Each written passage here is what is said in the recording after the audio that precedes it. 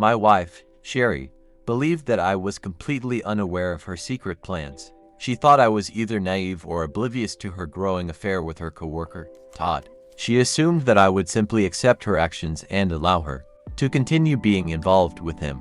However, Sherry had another thing coming. Little did she know, I had been suspicious for quite some time. There were noticeable changes in her behavior, working late frequently, upgrading her wardrobe, becoming more intimately close with Todd, and losing interest in our shared interests. Despite my attempts to discuss my concerns, she consistently brushed them aside. Sherry always denied that anything was wrong, attributing my concerns to my own insecurities and possessiveness. Frustrated and at a loss for what to do, I made the decision to hire a private investigator. I refused to remain in the dark any longer. From the very beginning of our relationship and throughout our 10-year marriage, I made it clear that I would never tolerate infidelity from my wife. So, it was with mixed feelings that I sat in private investigator Jake Sloan's office, awaiting his report. The relief washed over me when he confirmed that Sherry hadn't physically cheated on me. However, that relief was short-lived when he added that it was only a matter of time. According to Sloan, Sherry and Todd referred to themselves as working spouses, a term that I despised. Sherry only had one spouse, me. Some might find their expression cute or harmless, but to me, it meant that she was sharing an intimate relationship with someone else. And as it turns out, that was exactly the case. The private investigator's report provided evidence that Sherry and Todd had lunch together daily, often holding hands and sitting close to each other. He even had numerous photos of them hugging and kissing. The anger that surged through me was almost uncontrollable, and I found myself fantasizing about confronting Todd and teaching him a lesson. In addition to their lunches, they would frequently stay late at work together, even when there was no valid reason to do so. It was as if they were actively avoiding going home to their respective spouses, seizing every possible opportunity to spend time together. Sloan revealed that he had managed to trace Sherry's emails and messages, although I knew their use in a divorce would be illegal and inadmissible. In our state, divorces based on infidelity were difficult but still possible. Nevertheless, I didn't need concrete proof for a no-fault divorce, and the information was primarily for my own purposes. However, Sloan refused to provide me with copies of the actual messages, not even allowing me to see them. Instead, he offered a summary of their contents, assuring me that Sherry had never spoken negatively about me. On several occasions, Todd had tried to badmouth me, but Sherry had defended me each time. I suppose it could have been worse. The emails and texts did confirm their romantic relationship, though neither of them professed love outright. Their conversations displayed an intimacy that bordered on flirtation. Todd would send my wife pictures of himself, which she seemed to take delight in reciprocating with photos of her bare chest. As far as Sloan could determine, she had not yet sent any explicit photos. As I sat in Sloan's office, contemplating my next steps, he delivered the worst news of all. Todd's wife would be out of town for 3 days, leaving the lovers an opportunity to consummate their relationship. The only obstacle in their way was me, uncertain about how they could spend the night together if I remained nearby. They contemplated various plans. One idea was for Sherry to tell me that she was going on a girls-only weekend trip, fearing that I might discover the truth by talking to her friends. However, she didn't want to involve others and create a potentially unbelievable cover story, so they abandoned that plan. Another option they considered was finding a way to compel me to leave town, but I remembered dismissively that Sherry had previously suggested I go on a golf trip with my buddies, an option I had refused. Ultimately, they chose a new, more direct approach: honesty. Todd believed that I was a betrayed man who would do anything to keep Sherry as my loving and happy wife, even if it meant allowing her to have an affair. Somehow, he convinced Sherry that by sleeping with him, she could enhance our sexual relationship and overall connection. He persuaded her to disclose her plans with Todd, under the assumption that I would reluctantly agree to let her proceed. Todd clearly underestimated my resolve. However, what surprised me even more was that Sherry fell for his deceptive narrative. It should have been evident to her that I would not tolerate such behavior, and if she failed to realize that, then perhaps she was mentally unstable. Sloan assured me that this was all the information they had, and so I accepted what he had provided and left his office, determined to confront my wife and take the necessary steps toward rebuilding my life, with or without her. I asked him to continue monitoring Sherry's messages and update me if anything changed. On Friday, Sloan called me and informed me that Sherry planned to meet me the following Monday after work. She intended to disclose that she would go on a date with Todd on Friday night, starting with dinner and dancing and culminating with the couple spending the night in a hotel room. She planned to assure me that it was a one-time thing, despite both knowing otherwise. She even suggested having intimate relations with me afterward as a reward for my understanding.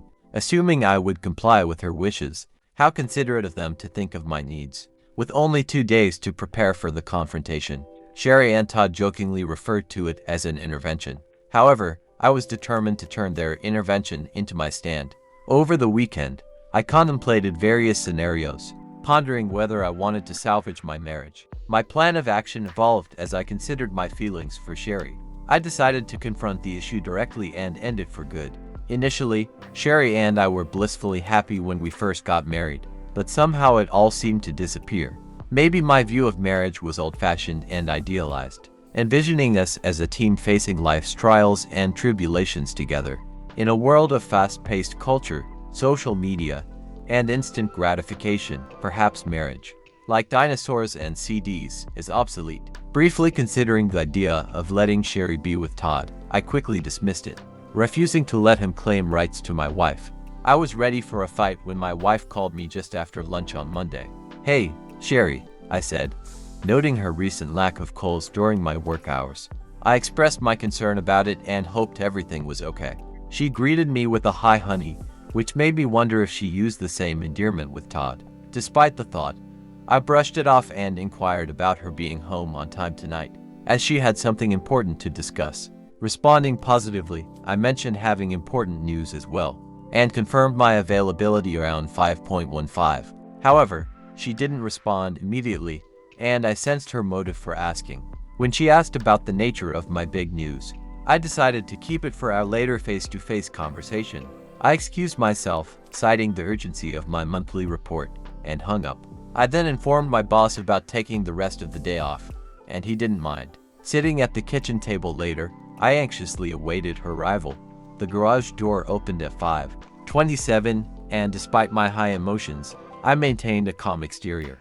I had an open bottle of wine on ice and 2 glasses ready. She entered alone, tossing her keys and purse on the table, and I felt relieved she hadn't brought Todd along, which would have complicated things. I welcomed her with a smile. "Hi, sweetheart." I greeted her warmly, using the affectionate term she had employed earlier. I welcomed her home and asked whether she needed some time before our conversation, or if she preferred to dive right in. My immediate desire to talk took her by surprise, and I could tell she wasn't prepared for it so soon. My goal was to keep her in suspense and maintain the upper hand. Acknowledging her surprise at my readiness to talk, Sherry admitted she hadn't expected me to wait. Nevertheless, she agreed that starting our conversation sooner would be better and joined me at the table. I proposed the idea of sharing my news first and inquired if she had any objections. Hesitantly, she responded, indicating that it was okay and expressing a slight uncertainty. Without waiting for her response, I poured us both a glass of wine. She accepted it gratefully, drinking half before I refilled her glass.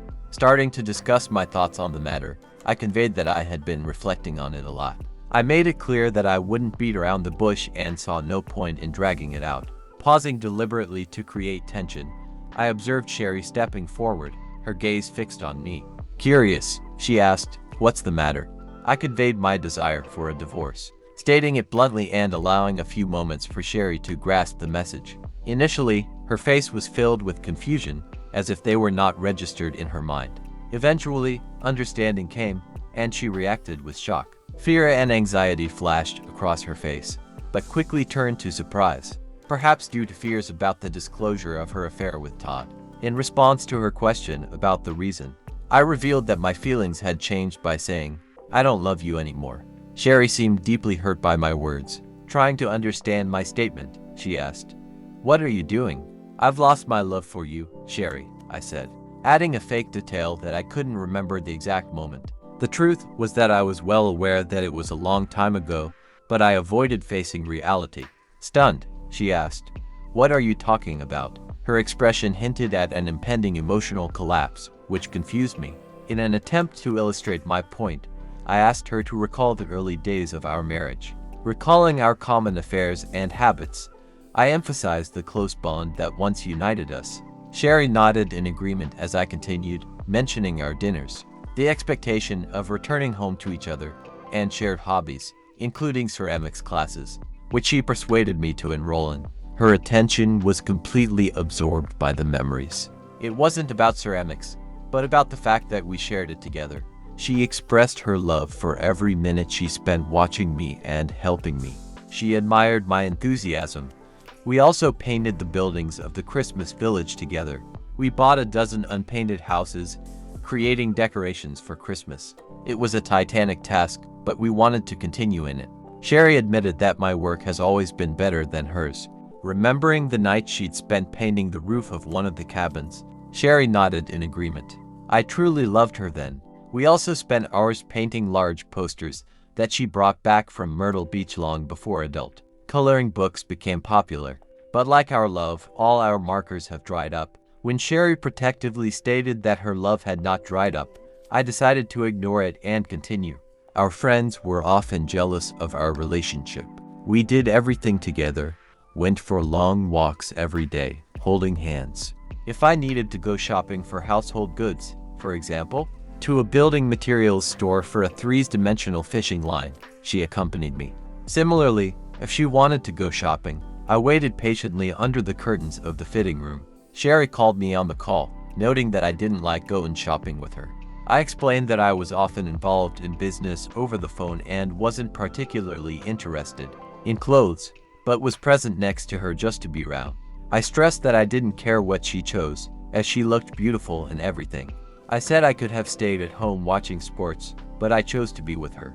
We talked about how other women from our neighborhood were going to events like bingo or hen parties, but Sherry never showed any interest. Recalling her reason for absence, I acknowledged her previous comment about preferring to spend time with me rather than with her chickens. Remembering common moments, we remembered how we loved hiding under the covers and watching our favorite movie. Sherry, wiping away a tear, expressed her love for this film. I said that we must have watched it at least 100 times and expressed a desire to continue watching it together. In response to my mention of divorce, Sherry expressed her reluctance to end the marriage. She saw us growing old together, going to cooking and ballroom dancing classes, or just lying in bed and reading books. Expressing the growing estrangement between us, I confessed to the uncertainty when it all started. Peering into her eyes, we stopped going to the restaurant 2 or 3 times a week and switched to weekly visits. Most of the changes were initiated by Sherry. I did not have lunch with her, but she continued to go to the restaurant, but with someone else. Eventually, we stopped having lunch together, and I started having lunch with my work colleagues. Gradually, I began to enjoy their company, perhaps even too much. In conversation, I exaggerated the situation a little, trying not to blame everything on Sherry. I wanted to avoid turning our conversation into mutual reproaches or censure. At least that wasn't my goal yet. Our habit of returning home earlier to spend time together has lost its significance. We started working later and later, and when we finally got home, our feelings often stayed somewhere along the way. Answering Sherry's question about why I never talked about it, I admitted that she was right. Despite voicing these concerns multiple times in the past, I found myself agreeing with her. Curious to understand why spending time together had lost its significance for her, I admitted feeling like a failure in this aspect, foolishly taking the blame for our growing distance. But that couldn't have been further from the truth. Deep down, I knew that confronting Sherry about Todd would lead to a bitter argument with no resolution. She would never see things from my perspective. Instead, I would be labeled as a controlling, possessive fool before revealing the truth. My intention was for her to remember the love we once shared and reflect on her own role in destroying it. Gradually, we stopped doing everything together. She started attending bachelorette parties, while I found solace in poker nights. Weekends were no longer about us. She indulged in spa visits while I devoted my time to golfing. Conversations were limited to the weather or the latest news, lacking any depth or connection. Our physical intimacy suffered as well, hindered by fatigue and lack of interest. I couldn't help but reminisce about the early days of our marriage. when we couldn't get enough of each other. We used to engage in passionate activities for 5 days a week, sometimes multiple times a day. I playfully recalled fondling her while she cooked, even skipping dinner to be together. Activities like hot tub visits, once a regular part of our routine, had become non-existent over the past year. When Sherry suggested that I no longer desired intimacy, I vehemently refuted her baseless claim. I suspected she was shifting blame onto me to justify her own actions. With forced nonchalance, I clarified, "Oh God, no. I've never stopped wanting intimacy. I'm just not interested in being intimate with you anymore." I knew those words would cut deep. She believed she had rejected me physically, and here I was, confessing that our lack of intimacy stemmed from my lack of desire for her. It was almost laughable, if not for the pain weighing on my heart. Taken aback, Sherry questioned what I meant by saying she didn't want to be intimate with me. I casually mentioned her waning interest, her lack of responsiveness and enthusiasm for anything exciting or adventurous. I hinted that it seemed as though she wanted to get it over with quickly and move on to more mundane activities, like knitting, expressing my longing for passionate weekend marathons. I emphasized that she didn't even allow me to pleasure her. I labeled our encounters as boring and admitted to faking enjoyment in recent instances just to get it over with, as Sherry protested, reminding me that I had ejaculated inside her. I calmly reminded her that she insisted on using contraceptives despite being on birth control. I explained that she never paid attention to the contraceptives, making it effortless for me to feign pleasure, humming, rolling off, and disposing of the empty contraceptive unnoticed. Shock and embarrassment flashed across her face, and I shamefully admitted that my plan had succeeded. Apologizing, I added insult to injury, implying it was me, not you. Her gaze locked with mine, a mix of anger, frustration, and embarrassment. In an attempt to diffuse the tension, I refilled her glass, and she took a long sip. I continued, revealing that it was inevitable for us to seek companionship elsewhere. I clarified that when I mentioned someone else, I did not mean myself, although that was a distinction she was unaware of. Suddenly, an angry question escaped Sherry's lips, accusing me of cheating or being in love with someone else. With absolute sincerity, I reassured her of my commitment to our marriage and my aversion to infidelity. I acknowledged our shared history of betrayal from our previous spouses, emphasizing my dedication to not repeat those mistakes. Sherry apologized, recognizing the unfair accusation and acknowledging that she knew I would never engage in such behavior. However, guilt washed over her, preventing her from meeting my gaze as her hands trembled. Transitioning to the topic of our intimate relationship, I suggested that we wait until after the divorce to be physically intimate for the first time, subtly hinting at a new love interest. And then the bombshell dropped. I revealed that I had met with my lawyer and finalized the divorce papers. I informed her that she would be served with the papers on Friday. In response to her desperate inquiry, I reiterated that she would indeed be served on Friday while attempting to conceal a smirk. I explained that it was for the best, allowing both of us to reclaim our freedom and acknowledging that the past 10 years had been squandered. As painful as it was for her, those years were not a waste of time for me. I suggested that she, too, likely desired the divorce as much as I did, insinuating that our wedding had been a mistake. Sherry raised objections, expressing her unwillingness to proceed with the divorce. She fervently insisted that her love for me was unwavering, expressing her desire to remain married forever. Unfortunately, I responded with regret, confessing that my feelings for her had diminished and offering the fact that we were in a no-fault divorce state as the reason. I explained that the norm was to divide assets equally, and we could avoid a messy legal process as long as neither of us had committed infidelity, a situation that seemed unlikely in our case. I proposed an equal split of our finances, planning to visit the bank the following day. I also mentioned the need to open new accounts, obtain new credit cards, settle utility bills, and sell our house. A realtor had already been scheduled to list it on the market by Wednesday. Overwhelmed by the proposed changes, Sherry objected, expressing her uncertainty and pleading with me to reconsider, tears streaming down her face. She cried as I assured her that I had already packed my belongings and intended to stay in a hotel temporarily. I suggested that she remain in the house until it was sold. Despite her pleas for me to wait, I emphasized that there was no need. stressing the urgency of completing everything before Friday. Confused, she demanded an explanation for the significance of that specific day. Casually, I mentioned that it was the day she had planned to go on a date with Todd, her boyfriend. I insinuated that Friday was when they intended to spend the night together in a hotel, indulging in a passionate evening. Sherry froze, her eyes widened, and her mouth hung open in disbelief. As she struggled to respond, I pulled out a folder containing a detailed report from a private investigator. I showed her the section that outlined her plans with Todd for Friday evening, interrupting her attempts to explain. In a mocking tone, I suggested that she may claim it was not what it appeared to be. I reminded her of the incriminating pictures capturing her and Todd sharing a kiss during lunch. Tears rolling down her face, Sherry apologized quietly. A wide smile crept across my face as I declared, "Now I remember precisely when I stopped loving you."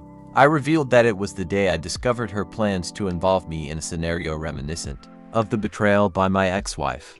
In a desperate attempt to convince me of her innocence, she blurted out an apology, passionately insisting that she did not love Todd. According to her, their rendezvous was merely a fling to reignite our relationship. She assured me that after spending the night with Todd, we would spend the rest of the weekend passionately making love. She claimed Todd said it would reignite our sensuality and arouse me.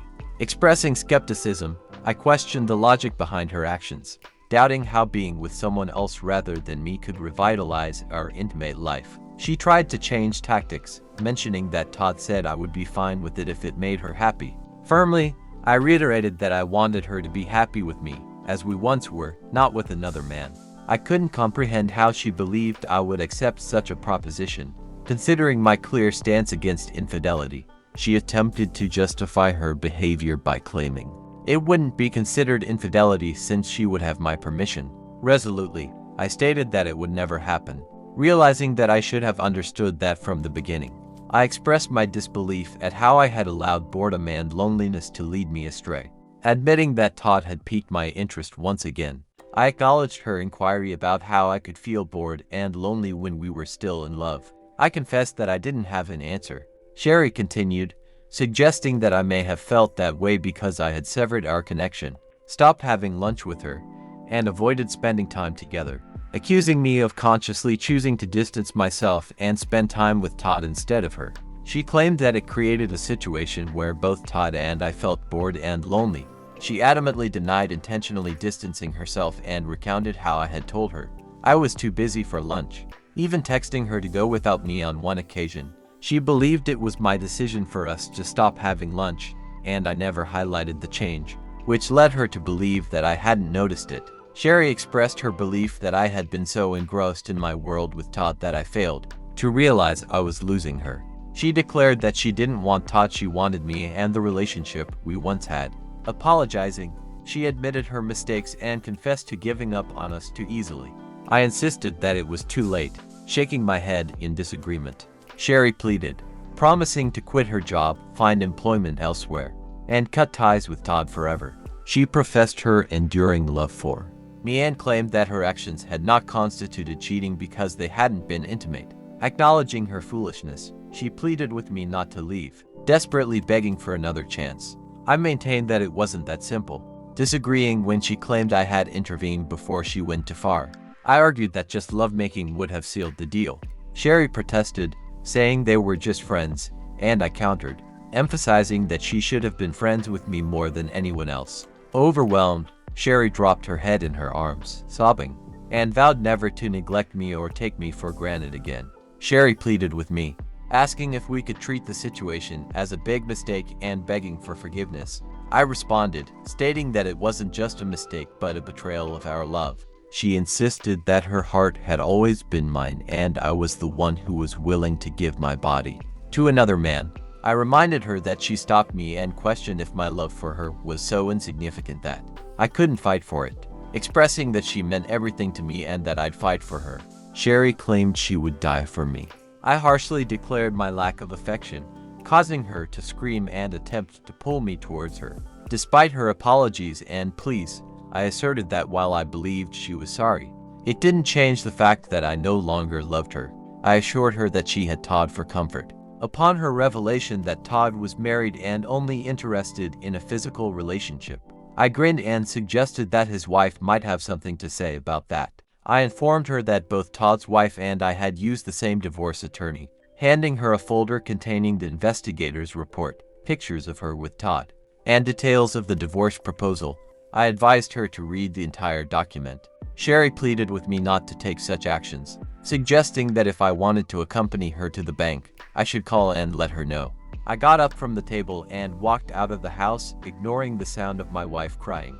Update: Sherry grappled with the divorce, and to avoid a prolonged and expensive legal battle, I agreed when the judge recommended marriage counseling.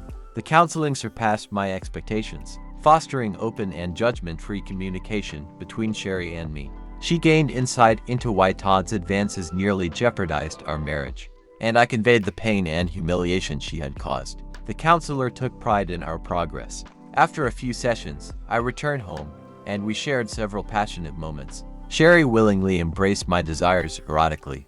A year later, we had rekindled the loving connection we shared at the onset of our marriage. Sherry switched jobs and joined my company. We commuted together, had lunch daily, not out of obligation, but genuine desire. In fact, we did nearly everything together. We adorned a small Christmas tree, completed abandoned paintings, took up another ceramics class, and enrolled in ballroom dancing. To my surprise, a box of colored pens I found wasn't dry. One night, while cuddling under a blanket and watching You've Got Mail, Sherry kissed me and conveyed the need to discuss something important. Tears welled in her eyes, causing a moment of panic as my heart skipped a beat. Without giving me a chance to respond, Sherry revealed, "You're going to be a daddy." I smiled, wiped away her tears, and in a playful manner, mimicked Tom Hanks saying, "Don't cry, Sellers." So I'm just obsessed with happy endings.